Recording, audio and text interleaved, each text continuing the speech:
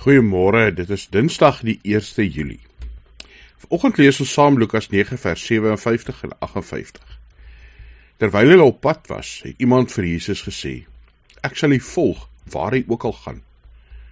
Maar Jesus het hom geantwoord, "Die jakkalse het gate en die voëls van die hemel het neste, maar die seun van die mens het geen plek waar hy sy kop kan neerlê nie." Jesus wou nie die man ontmoedig nie, maar Jesus wou vir die man sê om met hom saam te loop, is nie altyd so maklik soos wat mense dink nie.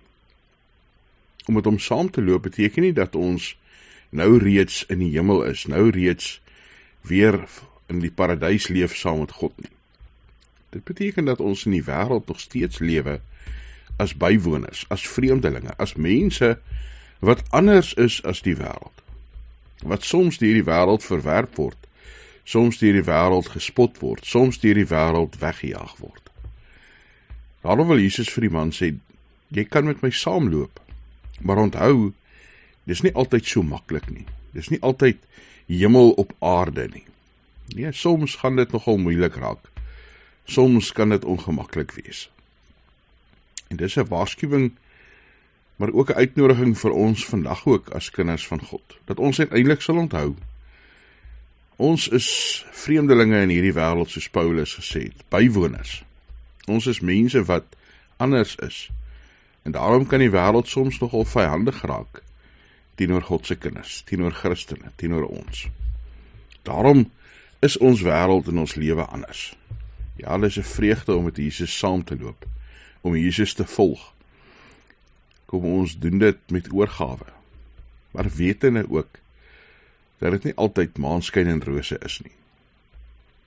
Maar, dat God vir ons die krag gee, deur sy Gees, lei op die regte pad. Hemelse Vader, dankie dat ons aan U kan behoort. Dankie Here dat ons weet, dat die pad van die lewe stap ons nooit alleen nie. Deur die Gees is U by ons, in ons, om ons. Ja Here, en meer nog het ons 'n gemeenskap van gelowiges wat saam met ons op hierdie pad is. Dankie dat ons kan weet, dat ons in U liefde leef. Here, mag ons mekaar bystaan, mekaar help, waar die wêreld en die lewe soms moeilike paaie met ons kan loop. Dankie dat ons kan uitsien ook na 'n heerlikheid, 'n ewigheid saam met U. Geef ons die wysheid wat ons elke dag nodig het, Here, die krag om nie net te oorleef nie, maar vir U te leef, U koninkryk sigbaar en tasbaar te maak rondom ons. Dankie dat ons vir mekaar kan bid, as 'n geloofsgemeenskap, as gelowiges, Here, dat ons kan bid vir die wêreld waar binne ons is. Mag ons, deur ons optrede, ook Suid-Afrika en die res van die wêreld, 'n beter plek maak. Here, mag hulle wat voorgaan as leiers, met integriteit en met wysheid, ja Here, met U genade optree. Ons bid dit in Jesus Christus se naam. Amen.